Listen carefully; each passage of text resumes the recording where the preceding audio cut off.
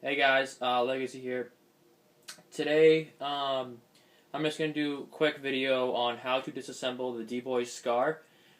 This will work for the DBoys Echo1 Classic Army and Classic Army Sport Line SCAR-Ls. The SCAR-H's are very, very similar, but they are a little bit different. So this was the 2010 model. It really doesn't make a difference because DBoys stopped making their SCAR, but just in case you guys are wondering. The first step is to take a hex tool, a hex key, and it should be the 2.5 sized hex key, and unscrew the stock screw in the back. There's two screws on either side. It's the one closest to the stock. So there's one here, one on top under where your rear sight would be, and one on this side. Again, out of the three, it's the closest to the stock. I've already unscrewed those, saved some time, but they will look like this. They're three pretty small screws. And once you do that, you can take your stock off. And if you need to, you can flip the gun over and fold the stock in half in order to feed your wires through so that your wires don't get caught coming out. Now I have Dean's and a detachable MOSFET wired on this gun. You might just have a standard Tamiya plug, but you still might need to feed them through. I don't know what you have. Once you feed them through, the stock with the bolt spring will come off, the mock bolt spring. Put this off to the side, you're done with that. Now that you have this part of the gun, there's a pin here and a pin here. You need to take out the pin in front, just a punch. Check them out the other side. With that out, the upper and lower receivers will separate. Now, flip the gun over if you need to, but actually the mock bolt right here and back, this is only attached by friction, so if you're not careful, it can fall out. It's very easy to put back in, so don't worry about it if it falls out, but just know that that might happen. Once you take the lower off, you will see you have your gearbox, your hop-up and barrel, and the mock bolt behind it. So put the lower receiver off to the side. This is your upper. Your upper consists of the upper receiver, the mock bolt, the detachable bolt handle, which can go on either side. To take this off, I won't be doing it because I don't need to, but again, it's a hex screw in there. You untwist it and you can put it on the other side if you want to. There's the mock bolt. Your barrel assembly's in here. It will be your barrel spring, stock hop up, and it goes in a little slit here. You'll see, make sure the spring's on it. It should come back when you push it in. Nothing else is actually in here. Very simple gun. There's just the rails up here. Barrel extension comes with a gun. There's nothing else to it. You will have a front sight here, which is detachable, but you don't need to take it off if you don't want to. Putting the upper to the side, taking the lower back out. This is where things will get annoying and tricky for people opening their gun for the first time. The gearbox can be a pain in the ass to get out of the lower receiver until you get used to it. I'm not going to lie. Probably the one thing I don't like about this gun is how they designed it. I actually disabled the ambidextrous controls on my gun because it's so much easier to open it up without it. But if you still have the ambidextrous controls, I will touch that when I get to the gearbox. But for me, I only have this side now, so it's a lot easier to take apart. So here we go. Next step would be to take off the motor grip. You're going to need Phillips screwdriver for the one I have. I'm pretty sure the stock one is also a Phillips screwdriver. You unscrew the two screws at the bottom of the motor plate. There's one. There's another one on the other side. And then with this comes your motor.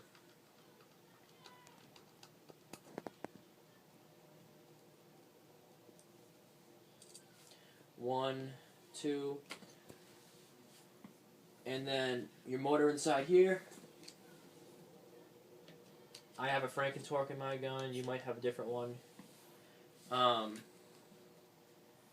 motor actually, I have one motor clip and one soldered joint to it. So I'm going to stop the video now, unsolder that, and get back to you. Alright, so now that you had the motor out,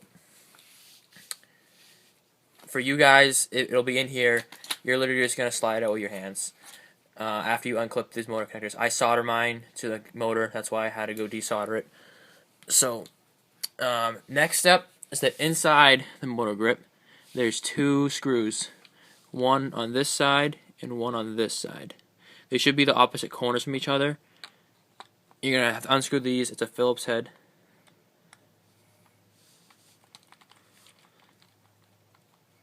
They should come out fairly quickly, but they might not come all the way out. You might just kind of have to tell.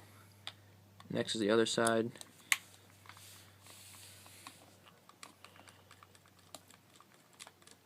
Once they're both out, your motor grip should slide off.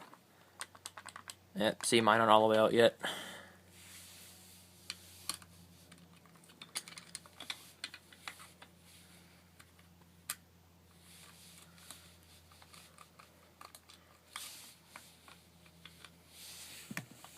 There it goes. Alright, so now that your grip's off, just guide your wires through the grip. There's 2 holes on top of the grip where the wires go through. And your screws should come out. Here's one. The other one's still in there. Alright, now that you're left with the gearbox and the lower receiver. So you're still going to see there's 2 pins that are still in your gun. You're going to flip it over and punch those 2 pins out. Sometimes these pins are very, very stuck in the gun. It depends how many times you've taken your gun apart, really. Mine are pretty easy to take out now. Yours might not be. Now that your gun is down to this, you're going to realize that you have a loose gearbox and some motor fire selectors. Now, my fire selectors are not ambidextrous anymore. I disabled the ambi feature, so this one works. This one moves, but it has no effect on the gun whatsoever. So my disassembly will be much easier than yours. However, for yours, you'll have to take a flathead screwdriver, put it in between the lower receiver and the gearbox, and then turn it up to pry. Now, if you can look in here, you'll be able to see that there's a gear underneath the what's it called? Fire selector. And there's a gear on the gearbox to attach it to. See how it's moving with the fire selector? You're going to look with your own eyes because you probably can't see it in the video, but you have to pry this up as high as you can and detach the gear so they're not touching anymore. Then turn the selector away from the gears. After you do that, you go to the right side and you repeat. The right side is usually harder. For whatever reason, the left side. I've always found the left side to be harder. For me, it's easy because I'm used to this, so I'm going to take mine right out, but you might have to pry at that for a little while. Your goal is to detach this gear from the gear in the fire selector on the lower. Once the gear's out, this is your gearbox. First step is to take this piece out. So now you're going to remove that piece. Yours, once again, will have one on this side for the ambidextrous controls. I broke mine off. I literally just cut it off and disabled mine. You can do that too. It won't affect the gun at all. It'll just make it easier to take apart and put back together. Now you have your gearbox. So, going through the outside of the gearbox, you have cylinder, gearbox shell. This is part of the safety mechanism. Trigger. Air nozzle. You can see your spring and spring guide in there. One of your bushings. Some more of your bushings. You got your screws. And then the rest is just the wires and what's on the inside. This is also your fire selecting plate, or your selector plate. Now, if you were to mod this to semi-auto only for, say, a DMR, you would have to cut into this to disable the full auto, but I'm not going to get into that this video because it's a very specific mod and really doesn't have anything to do with the gearbox in general. So to open the gearbox, you have to turn your gearbox over so the screws are facing up. If you are using your stock DBoys gearbox shell, it will be Phillips head screws. So what you're going to do, you're just going to unscrew all of them. This might take a little while, so I don't know if I'm going to fast forward through this or not. But I'll try to make it as quick as I can. So as you can probably tell, my gearbox will look a little different than yours. My air nozzle is aftermarket. Everything in this gearbox is aftermarket, except for the shell. So the gearbox itself is the same as what it's in your SCAR, but everything on the inside has been changed out. My spring is different. I have a Prometheus M135. My spring guide is different. I'm just naming the parts you can see visibly right now. I modified my trigger. My bushings, my cylinder, my air nozzle are all different. So yours will have a brass cylinder right here, a clear air nozzle right here, a steel spring back here, or a steel looking spring. It'll have like a gray finish on it. Your spring guide will be black, not silver looking. Your bushings will be a little darker, but very similar looking.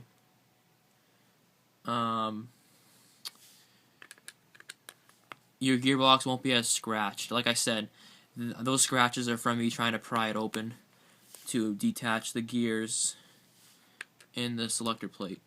I mean, from the fire selector. My bad.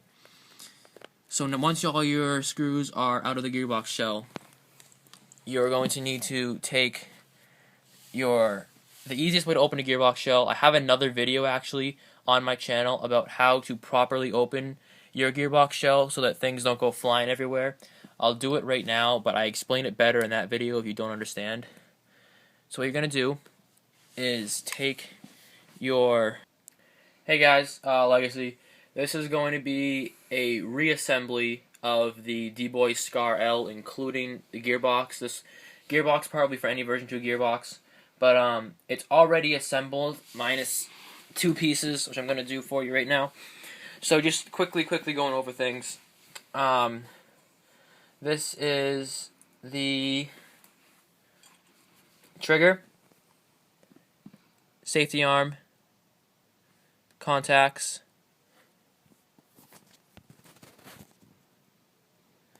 tappet plate, sorry about that, sector, step or spur, and bevel gears. Over here is the anti-reversal latch, which goes right underneath the bevel gear. Spring guide, piston, cylinder head, air nozzle. And those are the main parts. Now you have little springs in here too, but basically the gears will go in the bushings, which go in the shell. So the bushings go in the shell, gears are placed in the bushings. The anti-reverse latch has a little post that goes in. You'll see that on the gearbox shell. Trigger with the trigger spring, a little post that goes in. Tappet plate connects to the air nozzle, and you slide the air nozzle over the cylinder head. There's a little nozzle in here that goes right on. Piston and piston head screw together, go into the cylinder, which is attached to the cylinder head. Spring and spring guide, you slide them right into the piston. And that's about it for the most part. So from here, now you need to attach the tappet plate spring to this post and put the spring guide into the gearbox. I'm going to go ahead and do that for you. Now I have a modified tappet plate spring, and my pliers broke, so I'm going to punch. So I should get it. There we go. All you're doing is sliding it right over the post. It's pretty easy. Now that you have your gearbox all together and set up, you're on your last step, which is putting the spring and spring guide into the gearbox. So when I'm a righty, how I like to do it is turning the gearbox upside down. So the back part and the top is facing me like this. Now, what I do is I take either pliers or a punch or a pin, and I put it into the back end, the hole, in the spring guide. So this is going to go in the hole, and my thumb is going to go on top here. Now I take my hand and spread it out and put it on top of the rest of the gearbox to keep everything in place, because if you do not do this, the cylinder will want to pop out of place. So now that you have this, you're going to push this into the gearbox and then drop it so that the tabs line up. Now you're going to take your index finger, hold down the spring guide, then swap it to your middle finger, and take your index finger and hold down the cylinder as you take your other hand off. Check your hand for shims Make sure nothing came off, and you're good to go. Now I switch to my left hand. Then I pick up the top of the gearbox shell, put my middle finger and my thumb through the spring guide and cylinder holes, gently lower this directly on top. Then I use my thumb and my middle finger in my right hand to hold down the cylinder and spring guide as this lowers onto the gearbox shell. You should hear a click and everything's in place. To double check, you're going to pull your trigger. Make sure you can pull the trigger. Move your tappet plate and air nozzle back. That should move freely. Check to make sure your gear axles are in all the bushings and your anti-reversal latch is in its spot. Then finally, check to make sure two last things, the cylinder is in the corners. It should fit flush in these corners. It should not be overlapping. And the back part should be a closed crease. There shouldn't be space near the spring guide. So now that your gearbox is back together, you're going to hold it in place while you screw it in. This is a tedious, I might fast forward this, but this is standard for version 2. I know version 3s will have screws in the bottom, and some have screws on top, some have the plate on top, but for the most part this is kind of what you do next. Now these screws on top, sometimes they have washers on them, sometimes they don't. Mine do, so you want to make sure you put those in as well.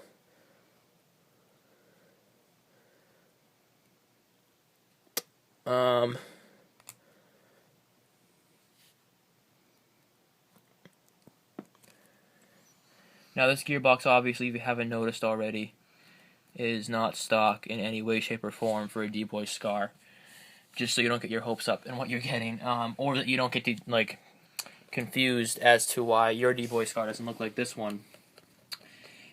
The shell is the same, the trigger is the same, and the contact box. A lot of people call that differently. The contacts, trigger housing, whatever you want to call it. Those are the stock DBoys still. Other than that, every other spring or piece in here has been swapped out for an aftermarket part. So don't get discouraged if this does not look like your gearbox. Your gearbox should have this same black shell with clear air nozzle, brass cylinder with a port. It'll have a different spring and spring guide. It'll have a black plastic spring guide with bearings. It'll have a regular gray, silver color spring. It'll have gray colored metal bushings. And the same trigger without the modifications on the side. You're going to want to screw each screw in almost completely tight around the gearbox, not all the way down. And then once they're all in, you're going to go back and tighten them down. Hey guys, so once you have your gearbox assembled and screwed in place, again, you're just going to double check, make sure it's working. You're going to push the air nozzle in. It should spring back at you. You're going to look to make sure that your spring guide is somewhat centered. You'll have a screw that goes in the back for M4s. For the SCAR, you actually don't. That's why you want to make sure it's somewhat centered. It won't be perfect, but it should be roughly the same. These bushings should all have axles in them with the anti-reversal latch on both sides. So you can see that. Now the selector plate, if you push it forward, that should be safety. Your trigger should be stopped. If it's in the middle, it should be semi-auto. Back is full auto. So just basically make sure that your trigger stops when it's pushed forward. This is your basic check to make sure everything's in order once it's screwed down. Now, from here, for the SCAR, you need to put your selector gear into the hole and kind of line it up with your selector plate while moving it around. Eventually, it'll kind of hit down into place. There you go. It'll click down into place, and that's what moves it from safe semi to auto.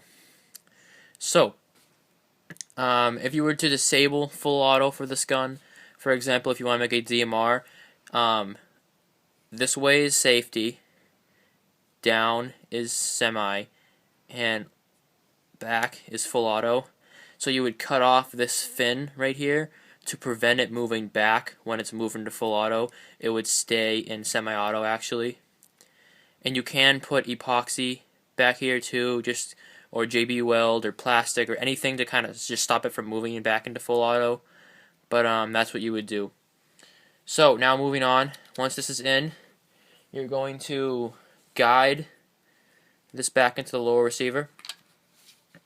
Right now, mine is on safety, and I'm going to guide this in. It will not go all the way in, or even if it does, you're going to have to mess with it in a second. You're going to have to line up the trigger with the slot down here so that it goes through, and then push it down. See how my selector switch moved off of safe? What you're going to have to do now is take your flathead screwdriver and pry the body up from the shell and move your selector switch so that it matches with your gearbox. This is very trial and error. See how it's in safety, but yet I can still pull the trigger? It's actually in semi-auto right now.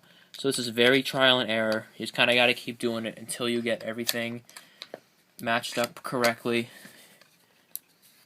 See, safety is safety, semi-auto is semi-auto, full auto is full auto, and I can't move it past. Sometimes you'll be able to move it past safety, sometimes you won't. Usually you won't be able to, but it depends. Now that you have that side lined up, you're going to flip it over and line up the opposite side. I disabled ambidextrous controls on mine, so I will not be doing that, but if you were owning this gun, the exact same process, just on this side. Now that you're here, you're going to want to put in your both body pins. It is actually important that you put your body pins in before you screw on your motor grip, because sometimes your motor grip pulls the gearbox down slightly and your body pins won't line up properly. So just make sure these go in first. And it's only these back two. The front one is for securing the lower. This is for securing the lower to the upper, not for the gearbox. So once those are on, you're going to guide your wires through the two holes on your motor grip.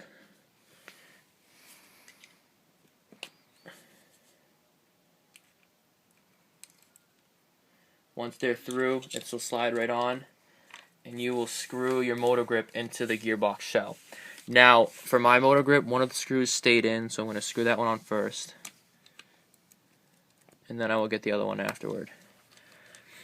You want this to be as tight as it can be, because the motor grip, sometimes it can come loose, not just for the SCAR, for any AEG, and if it comes loose, it will gradually move not only down, but wobble side to side, which will mess with your motor height.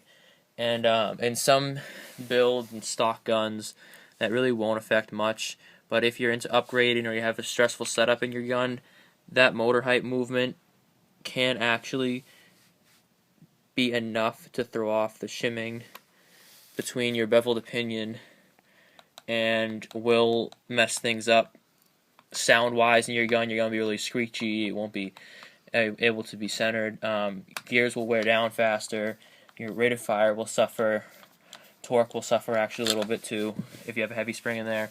So it's just good, you want to make that as tight and stable as possible. Now on to the next part. This is what part that gets a lot of people mixed up sometimes, is that you wire your motor, your wires in your pistol grip. The black goes up one side of the pistol grip in the corner. You want to make sure you're pressing that against the side. Your red gets folded down across the pistol grip and then goes up the other side from the black.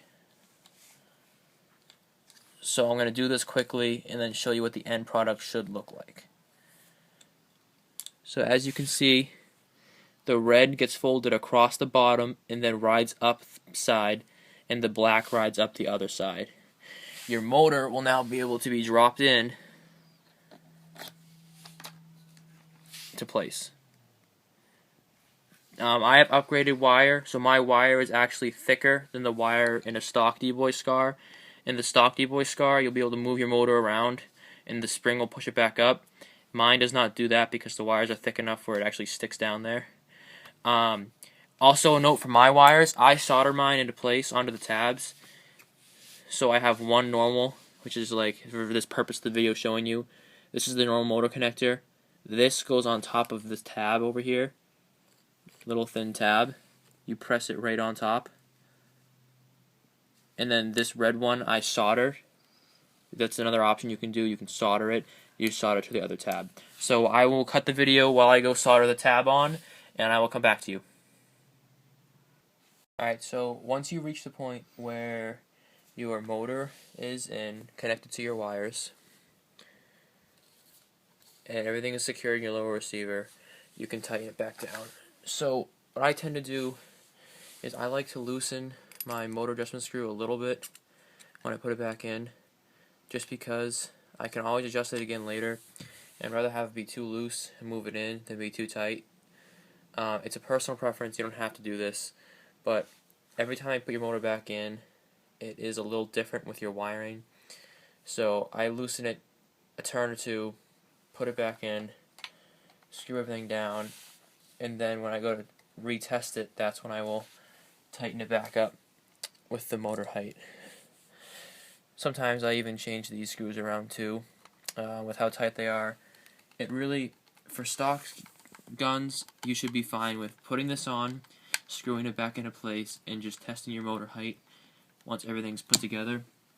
However, in my upgraded gun, this grip is a little tight in general, so my thicker wires make the motor height stick a little bit, and this is just how I do it. I specifically do that to this gun alone. I don't do this to the other guns that I work on because it's just this grip and motor plate combo with my wires, and it's just one of those things when you're teching or opening things up and putting them back together where the slightest changes can make differences.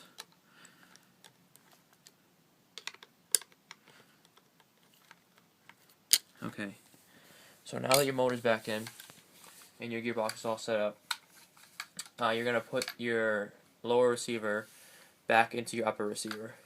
So what you're going to do is grab your upper, pull the handle all the way back till you reveal part of the lock bolt.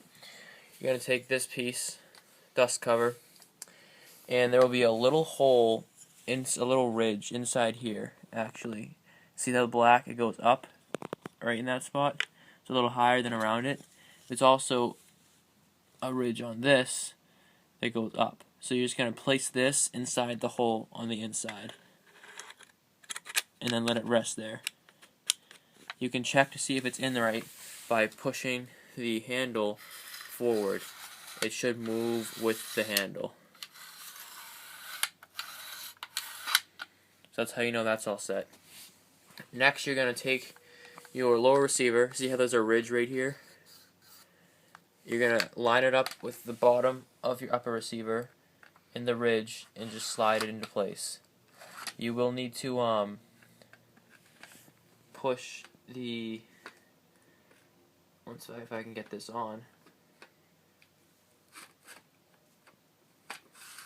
You'll need to push this down, have it keep sliding, then sometimes push this up, the fake dust cover bolt again. Sorry, the dust cover for your lock bolt. Push it up against the top and then slide this behind it. Then you're just going to jam this forward into your hop up. Your hop up has a spring on it so it will stay against the air nozzle. And once this is forward, you are going to put in your body pin. Now your gun is back together minus the stock. So for your stock, simple part, you're going to get it. I always fold mine in half because it's easier to route the wires through that way. However, your wires are different than mine, so you might not have to do this step. But you have to line up the guide rod and the spring, the charging handle, and then route your wires through. Sorry about this awkward angle, because my wires are weird, so I have to approach it this way. You will most likely only have a Tamiya plug on yours if it's stock. So yours should be a little easier than this. But my wires like to give me a hard time.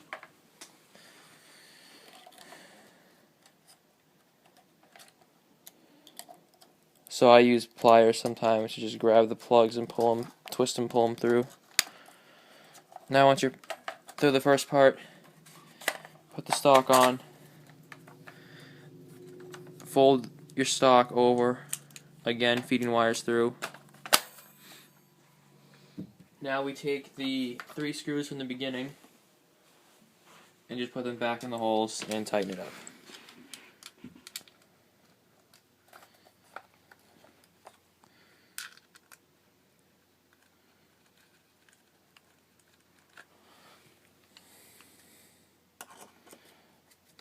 This will be the final step in putting your gun back together.